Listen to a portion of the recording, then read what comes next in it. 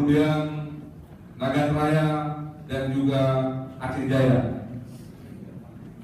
Kita aplaus untuk Pak Nasruddin. Berikutnya yang sebelah kanan kami juga ada Bapak Dr. Andes Tengku Zulkarnain.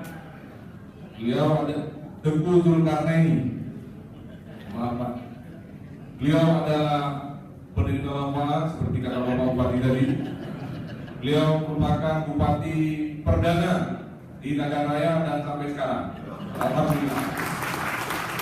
Mungkin juga hadir Pak Zainal Sabri, dulu pernah jadi pejabat di Nagan Raya sebelum Bapak Tengku Zulkarnain. Selanjutnya juga di hadapan kita ada kakanda saya ini, Bapak Abdullah Saleh, senator kita di Provinsi Aceh, karena melalui beliau ini juga melahirkan keputusan penting jadi tidaknya daerah otonomi baru ini. Karena tanpa goresan dan keputusan beliau, ini prasyarat ini tidak akan terpenuhi nantinya. Karena salah satu prasyaratnya harus ada keputusan dari Dewan Perwakilan Rakyat Aceh. Nah, di bawah beliau ini kita titipkan nantinya. Berikut ada profesor kita, yaitu Profesor Jasmandi Ma'ruf. Beliau adalah seorang pakar dan juga sudah melahirkan sebuah konsep kajian teknis tentang kelayakan Kota Melabuh yang nantinya akan kita dengarkan bagaimana ulasan Prof tentang kesiapan Kota Melabuh menjadi daerah otonomi baru. Saya selaku moderator, Bu Andri, akan memimpin forum ini, dan untuk kesempatan pertama kita mintakan Bapak Fahrul Razi untuk menyampaikan keynote speaker di hadapan kita semua. Pada Bapak kami silakan dengan segala hormat. Aplaus untuk Pak Fahrul.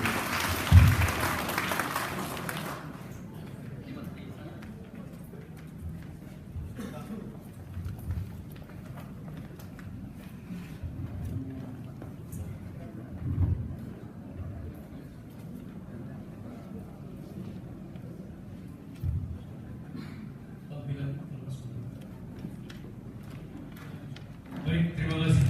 Bismillahirrahmanirrahim. Assalamualaikum warahmatullahi wabarakatuh.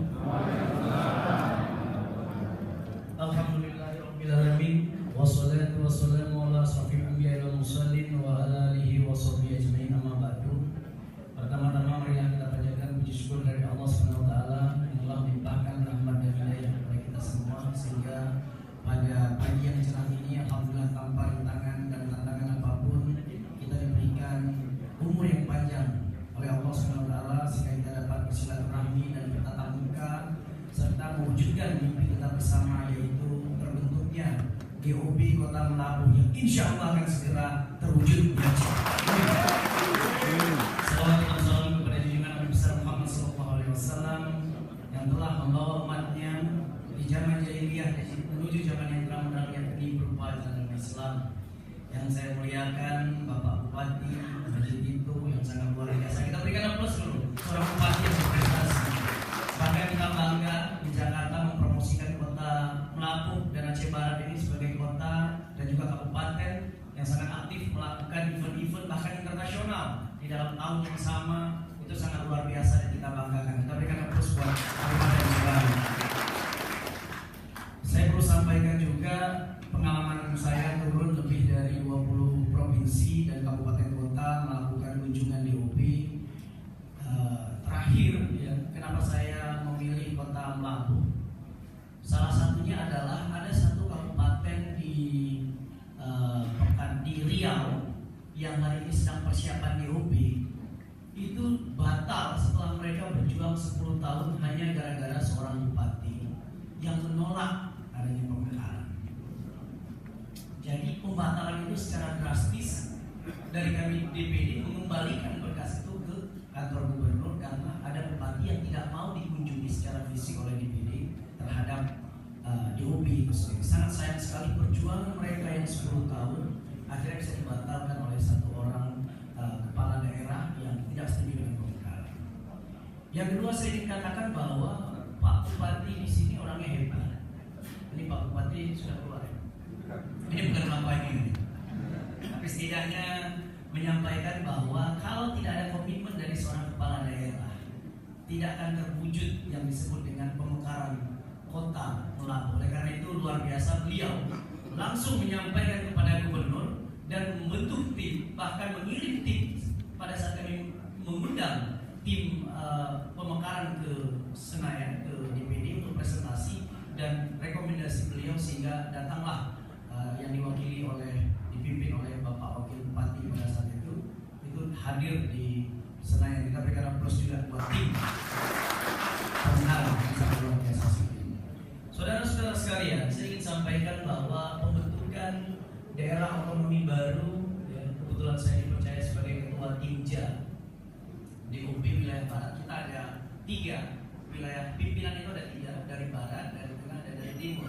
Barat itu Sumatera, dan hari ini ada 10 provinsi ditambah dengan beberapa puluh kabupaten yang siap dimekarkan di wilayah Sumatera. Kebetulan di bawah rekomendasi saya secara pribadi, walaupun masih muda-muda, rekomendasinya kuat. Jadi harus baik-baik dikit sama Pak Reza. Jadi perlu saya sampaikan bahwa ya saya tahu, mohon maaf, di sini waktu 2014 kemarin ada yang nggak pilih saya, kok saya maafkan. 2019 masih ada kesempatan. Dan saya muliakan sahabat saya, rekan saya, Prof. Jasman, yang sama-sama dulu kita di pemerintahan Aceh. Sekarang beliau memimpin satu universitas yang sangat luar biasa sekali. Yang jantungnya Marcella itu ada di Universitas Tukuman. Kita berikan aplaus luar biasa. Dan juga sahabat saya, Pak Abdullah Saleh, yang beliau juga sangat aktif di wilayah Barat Selatan ini. Kita berikan aplaus dulu buat Pak. Lupa Pak MC-nya nih, ini sama-sama aktivis kita dulu. Beliau juga pernah memimpin Aceh Barat, ya, Bang Fadri, luar biasa menjadi MC. Dan juga ada Pak Jul, Pak Bupati yang menerima manfaat. Jangan-jangan Aceh Barat menerima manfaat dari Naga Raya, Pak, sebenarnya. Kalau kita lihat data, banyak Aceh Barat menerima manfaat dari Naga Raya sebenarnya. Baik, yang terakhir adalah Pak Nas, ya, tokoh hebat juga yang telah melahirkan Aceh Barat ini melahirkan cucu, Pak. Bukan hanya punya anak, punya cucu lagi. Ya, jadi ini berkat beliau juga nih, waktu beliau menjadi bupati. Kita berikan aplaus dulu buat Pak Nas. Juga punya umur, Pak Nas. Selanjutnya di sini juga ada sahabat saya juga, sama-sama pramuka, kita pimpinan di pramuka, wakil bupati di sini. Yang mudah-mudahan bersaing juga jadi calon wali kota nanti. Ini beberapa bupati juga, beberapa orang kita bagi gitu kan. Nah, kemudian juga ada sahabat saya Pak Adani, sama-sama di pemerintah Aceh. Kemudian ada bang saya juga dulu pernah di DPD RI, Bang Adnan NS, yang luar biasa juga, beliau punya kontribusi selama duduk DPD. Mudah-mudahan di periode 2019 bisa membantu saya. Saya masuk lagi lah.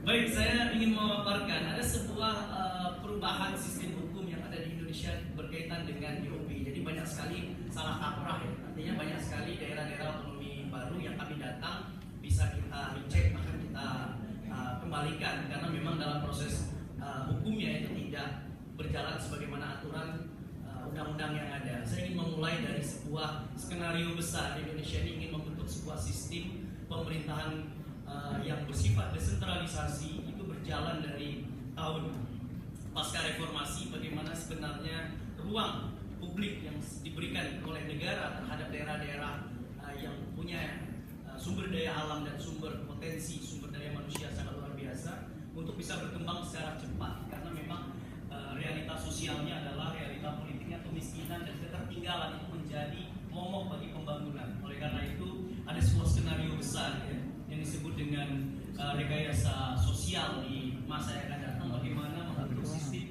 pemerintahan daerah yang efektif, efisien, kemudian juga meninggalkan berbagai permasalahan-permasalahan seperti kemiskinan dan juga ketertinggalan. Oleh karena itu sebuah pemikiran dari kami di Senayan mencoba merancang satu bersama Menteri Dalam Negeri, merancang satu platform desentralisasi ke depan, baik melalui undang-undang maupun melalui PP. Nah, Nah, kita selalu menjadikan Mendagri sebagai mitra kerja. Bahkan perlu saya sampaikan bahwa DPD memiliki sebuah kewenangan yang sangat besar sekali berkaitan dengan pemekaran, karena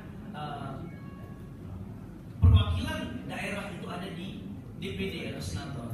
Sementara perwakilan dari partai, dari regional yang bersifat teknis dan bersifat sektoral itu ada di DPR RI. Itu yang membedakan kita sebenarnya. Walaupun ya di koran kita baca ada rasa kusut sedikit tentang DPD. Ya. Pimpinan itu ada 3, saya sampaikan, ada barat, tengah, dan timur.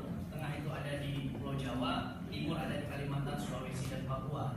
Nah, kebetulan juga di media tersebar informasi bahwa pimpinan dari barat, ya, karena kita pimpinan itu ada 3, barat, tengah, timur.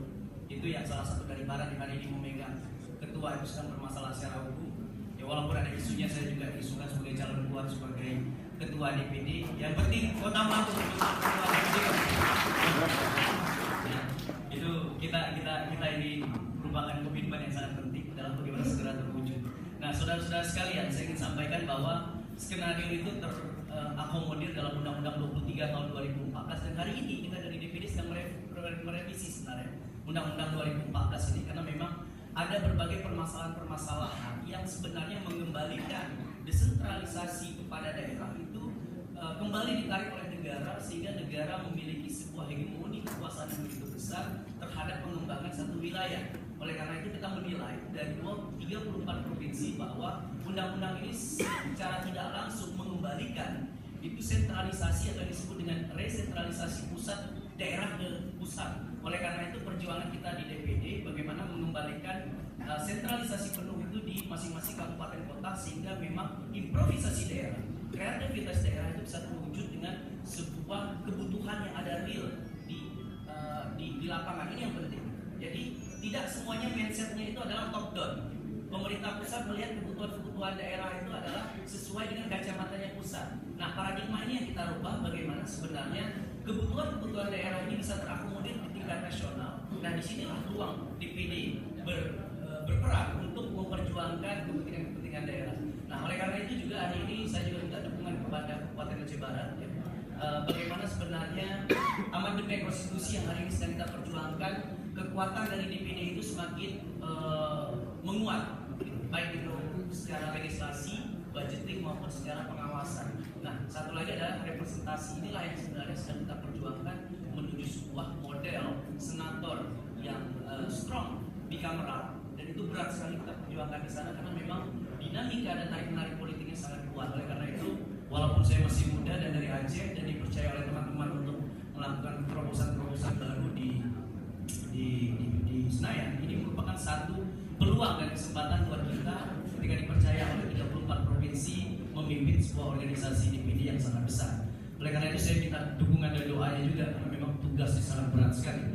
Saya ingin katakan selain DOB yang merupakan tugas dari Komite 1, ya, kita juga memiliki kemitraan dengan Menteri Desa. Yang perlu saya sampaikan, ada 3,8 triliun dana yang kita pulangkan ke Aceh itu melalui Undang-Undang Nomor 6 Tahun 2014. Mohon kepala desa mempergunakan dana itu seefektif dan semaksimal mungkin. Sampai 2019 kita akan terus mengawal dana itu sampai 1,4 miliar per desa.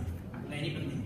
Nah, kita belum bicara level dana kelurahan, ini yang sedang kita perjuangkan juga, supaya lurah jangan hanya desa punya dana, tapi juga lurah punya dana. Bahkan yang kita perjuangkan adalah kenapa DOB ini penting, kabupaten penting.